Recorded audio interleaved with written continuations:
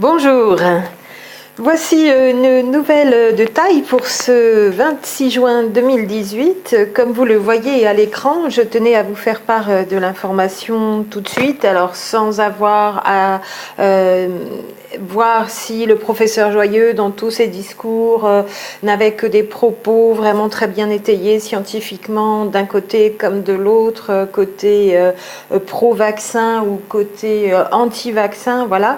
Ici, simplement pour vous faire passer l'information de ce 26 juin 2018, donc la Chambre nationale disciplinaire annule en appel la radiation du professeur Joyeux.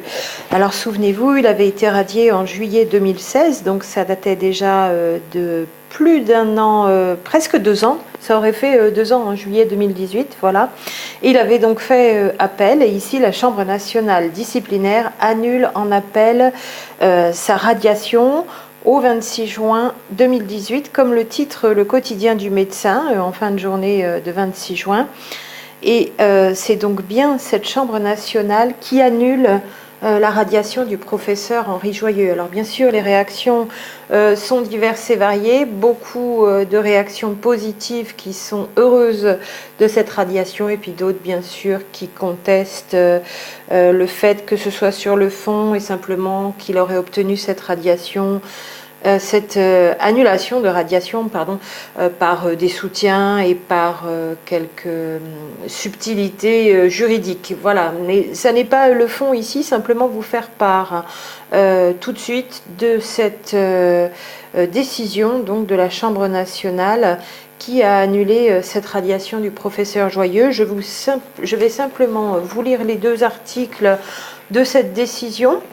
Donc l'article 1 qui nous dit, donc cette Chambre nationale nous dit: la décision de la Chambre disciplinaire de première instance de Languedoc-Roussillon de l'Ordre des médecins en date du 8 juillet 2016 infligeant la sanction de la radiation du tableau de l'Ordre au professeur Joyeux est annulée. Cette décision donc du 8 juillet 2016 demandée par l'Ordre des médecins.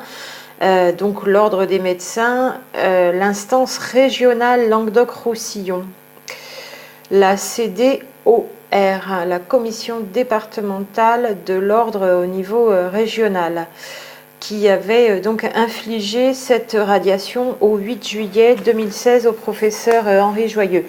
Et l'article 2 de cette décision de la Chambre nationale disciplinaire, donc, qui dit: la plainte formée par le Conseil national de l'Ordre des médecins contre le professeur Joyeux est rejetée.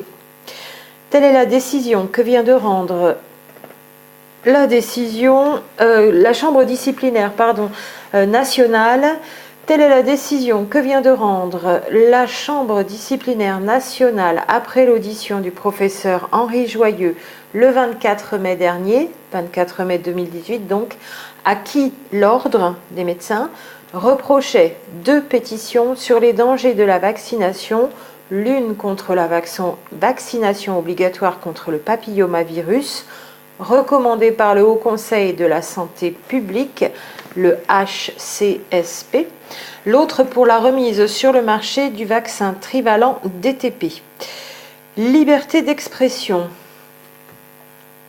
Voilà, je vous laisse regarder ces décisions affichées à l'écran, comme ça vous les aurez aussi dans cette vidéo.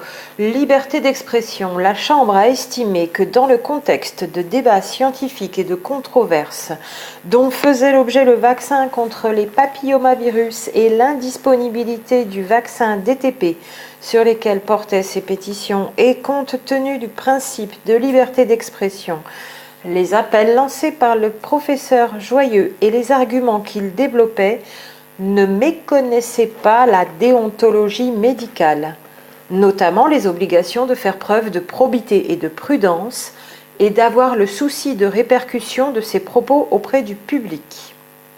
C'est ce que la Chambre donc a estimé. Dans un contexte de débat scientifique et de controverse, c'est intéressant quant à la formulation. Concernant la pétition relative à la vaccination contre les papillomavirus, la Chambre indique que, Dès lors qu'il s'agissait d'une mesure proposée par un organe consultatif et non une mesure décidée par une autorité compétente pour ce faire, que la manifestation de son désaccord par le professeur Joyeux ne pouvait être considérée comme une méconnaissance de l'obligation faite au médecin d'apporter son concours aux dites autorités en vue de la protection de la santé et de l'éducation sanitaire, sont cités donc derrière les articles de loi, comme vous l'avez à l'écran, toujours, voilà, je vous le fais défiler, pardon.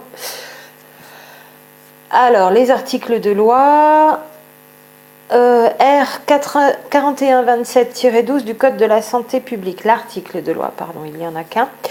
La Chambre estime aussi que le texte de la pétition était constitué d'un ensemble de données scientifiques documentées et vérifiables sur l'inefficacité partielle du vaccin, ainsi que sur des effets indésirables et des positions qu'auraient pris d'autres pays et différents praticiens sur cette question.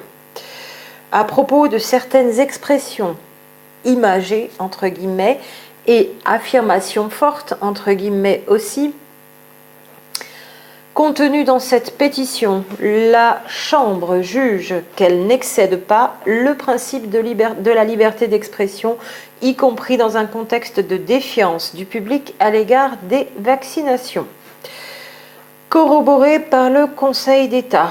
Quant à la deuxième pétition sur le vaccin DTP, diphtérie, tétanos, polio, donc toujours, la Chambre constate que les affirmations contenues dans le texte sont corroborée par la décision du Conseil d'État du 8 février 2017 enjoignant au ministre de la Santé de prendre les mesures nécessaires à ce que soit mis sur le marché un vaccin comportant les seules 3 vaccinations obligatoires antidiphtérique, antitétanique et antipoliomyélitique, donc en date de février 2017.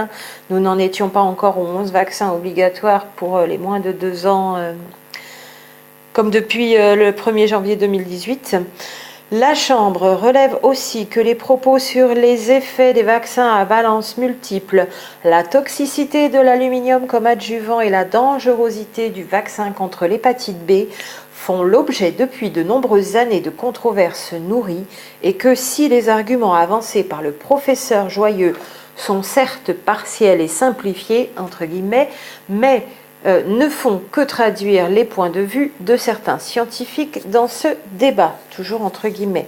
Ces 2 pétitions n'ont pas, selon la Chambre disciplinaire, manqué aux obligations déontologiques.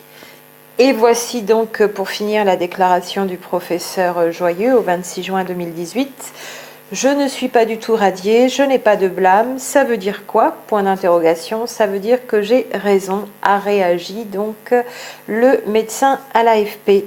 Voilà pour porter à votre connaissance cette décision de la Chambre nationale disciplinaire et non plus donc la Chambre régionale au 26 juin 2018 pour la réhabilitation du professeur Henri Joyeux. À bon entendeur.